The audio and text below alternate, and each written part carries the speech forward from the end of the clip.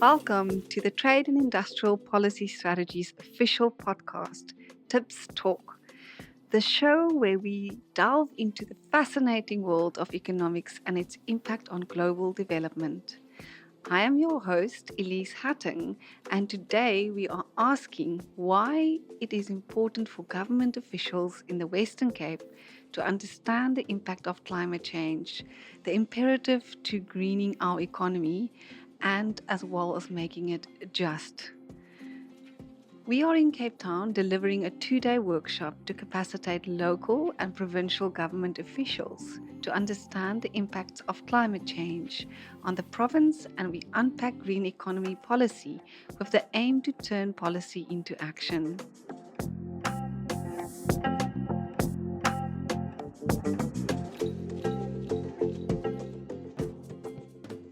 So, for me today, I'm going to welcome my first guest, Karen Shippey, and she will introduce herself and her role. We're so happy to have you and very welcome. Thank you very much, Elize. So, my name is Karen Shippey. I am Chief Director Environmental Sustainability with the Western Cape Government Department of Environmental Affairs and Development Planning. I know that's a mouthful, but essentially my portfolio covers the green economy, it covers climate change, biodiversity, coastal management, as well as environmental education. So quite a wide-ranging space, and I'm also our gender and human rights focal point for the department. So quite a lot of hats that I carry into the discussions and into this kind of training. Oh, that's fantastic. Yeah, we really appreciate taking 2 days out to be with us. Is there anything particular for you that stood out from the content that we presented to you? So I think one of the things that's been really clear for me is the degree to which our policies are enabling. Because South Africa is very well known, in fact, for writing amazing legislation and very supportive and enabling policies and strategies. And I think for us in the training today, it's been really interesting to start looking at the intention and the target that we've set ourselves as a country and what that really means on the ground. So, what does it mean when we're doing our day to day jobs back in the office with all the paperwork and governance requirements? How do we start making these changes that we collectively, as a country, have said we're wanting, but we know that they're going to be a real challenge to actually deliver on in the next couple of years? So, for us, I think it's been a reminder that we do have this enabling space. And I think what is really encouraging to me is that for most of my career, talking about climate change and environmental sustainability has been a little bit of a lone voice at the table. And what we're finding, especially since the Paris Agreement, is that more and more we're having additional sectors who are coming to the party who are asking the right questions. What can they do and how can they change in order to be able to respond to the climate change risk? So we're definitely at a lot more tables and on a lot more of the agendas than we used to be. And this for me is a very encouraging space because it means that that uptake and the yearning for an implementation pathway is actually what people are looking for. That sounds really exciting, and I'm yeah, that it must have been a lonely journey for a long, long time. But people can feel and see how climate change impacts also affecting the bottom line and the risks that's maybe opposing in terms of losing industries and losing money at the end of the day. So, from a provincial government perspective, would you be able to give us some of the insights that you see could be possible risks in achieving a just transition, the goals that we've set out, but also maybe some opportunities that you feel after this workshop is something that can be looked at again? I know it's not a very, one-way street. It's quite a complex set of policies and engagements with different stakeholders. But maybe just personally, how you feel about this and where you see also a role for greater engagement with the municipalities, that we don't leave them behind. Because we've seen at the training as well, there is some municipalities that's not yet as orientated and goal driven and prepared for what is to come, but how we can also maybe trickle through to reach those municipalities that's on the peripheral, smaller areas spread across the Western Cape. So I think from my perspective, it's very much a case of being able to fundamentally shift the lens that we use to do our work. This is not about unfunded mandates, which is often the accusation that we get from municipalities, is that it's something new and different. And really, what we want to bring home is this needs to be how we do our work. Moving towards a more distributive space and the inclusive economy that we claim we want to target means that we have to change every project and every decision to be able to have those as tangible outcomes. And that can be very difficult. It can be challenging because it's changing the way we deliver services, the way we look at and deliver infrastructure or design our infrastructure, the way we design our projects needs to be a lot more inclusive in how we do our business. So I think often where we go wrong as government is that we think of it as a new unit or new staff members that are needed for a new item on the agenda. And in this case, that is absolutely not true. What we're wanting to do is we want to change the conversation we're having, and we're wanting to change the way in which people are viewing the jobs that they do right now, whether it's the municipal engineer or whether it's the local economic development team at the municipality. And I think the struggle that we have is that those people are often very dispersed. They don't have a lot of capacity. They're often doing multiple tasks in a municipality. So it feels like a burden when we try and raise these issues. And something that has stood out for me tremendously, and what I will be taking back with me to the office, is this call for communication, because we are incredibly lucky. We have champions throughout the government. We have people who genuinely want to serve our citizens and are passionate about service delivery. And I know that if you're outside of government, you don't always feel that. Many people often criticize us for lack of efficiency, etc. But I think what I've seen being on the inside after having come from the private sector is that government is made up of individuals, and many of those people are passionate about service delivery and are really trying to hold things together no matter what the challenge is.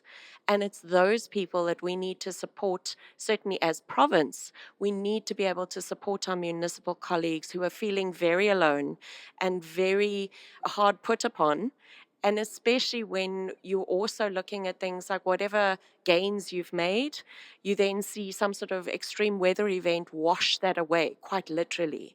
So it's a very difficult space, and we need to keep people motivated. We need to keep them aware of what is happening, the exciting opportunities. And very definitely, we need to find ways to enable the resourcing of the amazing projects that are actually being thought about at municipal level. But wading through the governance and the paperwork to get funding and financing is really difficult. So if we can make sure we provide a community of practice space for our champions, for climate change champions, for just transition champions, and for sustainability champions, we need to help every official get their job done with all of these lenses in place so that we can start achieving what the National Development Plan, our own constitution, and every policy we've put in place since is looking for. That just society, a society that has sufficient, a society where no one goes hungry. And that's really what we're working for. Thank you, Karen. Your ambition and your passion for your work and your dedication is extremely energizing. We thank you for your time and for sharing these insights. And we also wish you well on your journey. And we look forward to connect again when we are hosting our online training and deepening some of the practitioners' experiences in the topics that were discussed today. So all of the best, and thank you again for your time. Thank you.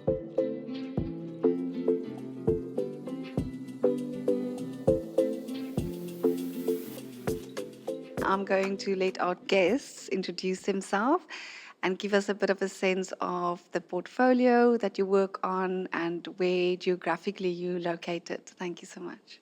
My name is Dora Marema. I am with the South African Local Government Association.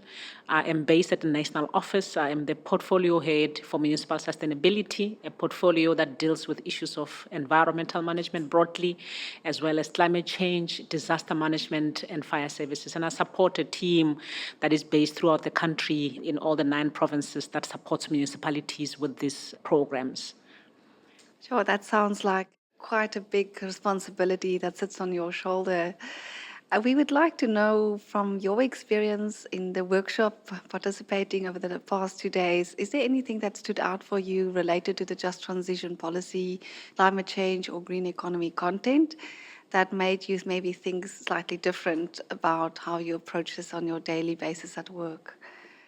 I think the reflection on the policies that we have in this country that are supporting or that have the potential to support the green economy and the transitioning process, especially at the local government level, was very enlightening from the perspective of looking at which policies could be supportive and which policies could impede the local government's transition to a greener economy. So that was very enlightening.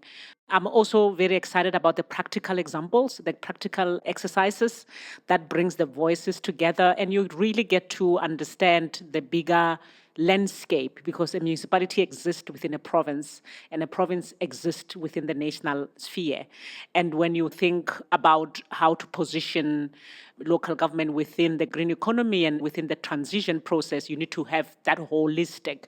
So meaning, a multi-level kind of reflection and multi-sectoral when you get into the municipality itself.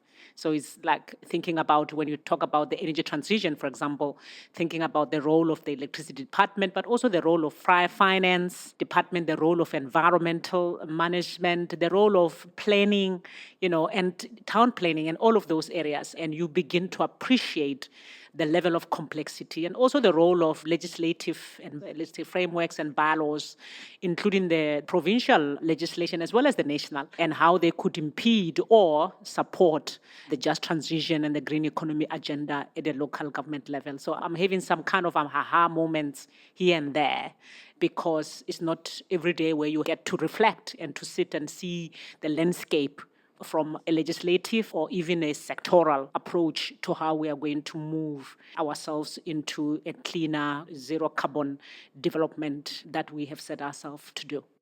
I'd like to ask you then, on that note, coming back to the office, when you return, what do you think you will do differently? And is there any takeaways maybe that will impact your work or your colleagues that could further support local officials working in local municipalities across the country with their just transition risks and also maybe some opportunities and challenges that they are facing?